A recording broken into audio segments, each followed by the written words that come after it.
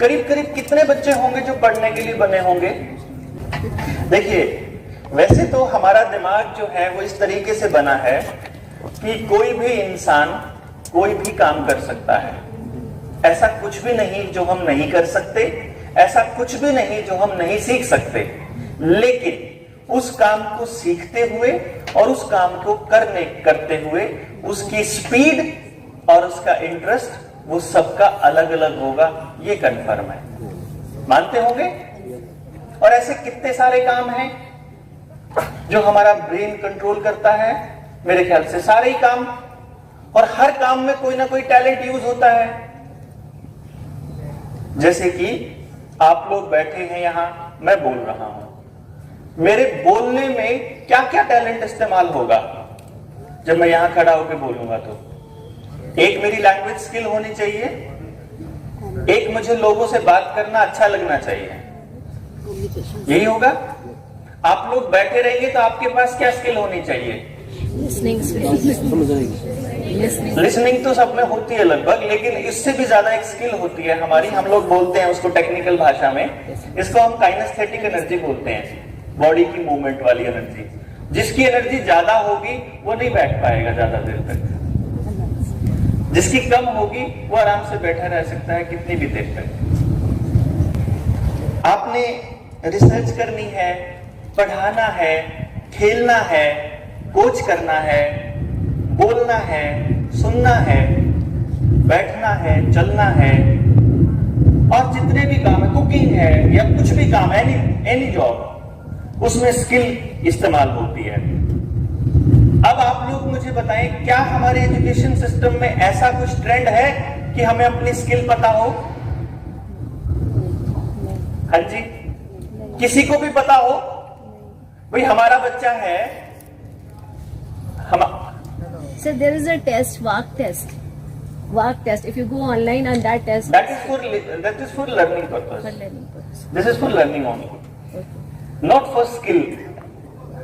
That tells ki whether he is good in visual, kinesthetic. That is just to find out कि उसको याद कैसे होता है. Just to find out कि उसको याद कैसे होता है. मतलब पढ़ाई. मैं बात कर रहा हूं इंसान की. हमारे टीचर्स क्या इतने इक्विप्ड हैं कि जब आप पीटीएम में आते हैं और वो आपको बताएं जी आपका बच्चा ना इस चीज में परफेक्ट है, ये अपने को करना पड़ेगा और ऐसे ऐसे करना पड़ेगा. We don't have, actually we don't have. India में नहीं है. वो मैं इसलिए कह रहा हूं क्योंकि मैं पहला आदमी जिस पे काम करने वाला इंडिया में. तो जहां मैं नहीं गया पहले, वहां इसका मतलब ये बात नहीं गई. सिंपल सी बात है. मैं जब बहुत अर्ली स्टेज में, आज से 17-18 साल पहले माँ बाप को बताता था ना कि आपका बच्चा, आप इसके ऊपर ना पढ़ने के लिए प्रेशर खामखाई लगा रहे हो, तो माँ बाप का जवाब होता था कि सर क्या करें, एडमिशन तो इसी बेसिस पे मिलना है, आगे तो नौकरी तो इसी बेसिस पर मिलनी है, तो लेकिन आप सोचना तो शुरू करो. नहीं सर, नंबरों के अलावा नहीं सोच सकते किसी और चीज के बारे में, क्योंकि स्कूल में जो परफॉर्मेंस है और जो बच्चे के ऊपर लेबल लगता है फर्स्ट सेकंड थर्ड का, वो भी नंबरों के बेसिस पर ही लगते हैं. तो कहां जाएं हम? और बताएं, जब आपके घर में बच्चा आएगा ना तब पता लगेगा आपको बच्चे कैसे होते हैं. मैं तब कुंवारा था. फिर एक दिन मेरे घर में भी शादी के बाद बच्चा जन्म हुआ. लोगों ने कहा कि जब वो थोड़ा बड़ा हुआ तो लोग कहने लगे कि अब पता लगेगा तेरे को ना. और वो थोड़ा स्लो लर्नर था मेरा बेटा. मैंने उसके ऊपर थी कि मैं कमजोर बच्चों को ही पढ़ाता था, तो मेरे लिए ज्यादा मुश्किल नहीं था वो चीज.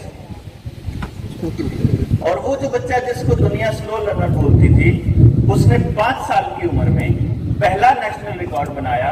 इंडिया का यंगेस्ट गोल्ड मेडलिस्ट बना वो मैथमेटिकल कैलकुलेशन.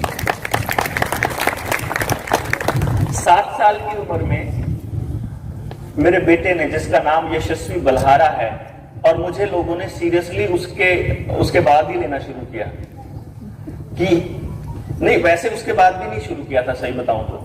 उसने नेशनल रिकॉर्ड बना दिया, टीवी अखबारों में आने लग गया. जब पेरेंट्स से मैंने बात करी कि ले देखो इसने भी ले लिए नंबर, तो वो कहते हैं आपके वाला गिफ्टेड होएगा, इसमें क्या है. एक आधा बच्चा होता है जो कुदरत ने बनाया होता है, इसमें क्या है। फिर मैंने अपने दोस्तों के बच्चों को तैयार करना शुरू किया। किसी का Limca book of world record में नाम आ रहा है, कोई अलग वंडर बॉय आ रहा है, कोई किसी नाम से, कोई किसी नाम से टीवी में आने लगे। उसके बाद भी लोगों ने ये कहना शुरू कर दिया कि ये भी गिफ्टेड ही होंगे, हमारे वाला नहीं है ऐसा।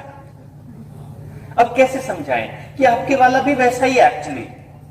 अगर आपके आस पड़ोस को, एनवायरमेंट को नहीं समझ आ रहा तो उसमें गलती उस बच्चे की नहीं है, लेकिन वो नहीं समझने को तैयार थे। इसीलिए हमने फिर एक चैलेंज प्रोग्राम थ्रो किया था सोसाइटी के लिए, doctor Dev's challenge program, from lowest scorer to the highest achiever. हमने लिए 20 स्कूलों से 20 बच्चे, और हमने स्कूल को चिट्ठी लिख करके एक बात बोली थी कि अपने स्कूल का वो बच्चा दे दो जो तुमसे नहीं संभल रहा हो, जिसके आगे सारे हाथ जोड़ चुके, भाई तेरे बस की बात नहीं है, पढ़ना तेरे बस की बात नहीं है। मैं ये बताना चाह रहा था कि पढ़ना is not that big deal basically, और वो इतना इंपॉर्टेंट भी नहीं है लाइफ के लिए। लेकिन चलो, आप लोग कह रहे हो कि हमारे वाला कर नहीं पा रहा, तो मैं आपको बताता हूं कि कैसे करते हैं। 20 में से 18 बच्चों ने हमारे पास पूरा साल लगाया, और एक साल के बाद you will be surprise to know 18 के 18 मोस्ट डिक्लेयर्ड डफर बच्चों ने सबसे मुश्किल subject physics, chemistry and maths में स्कोर किया 100 आउट ऑफ 100 एवरीवन।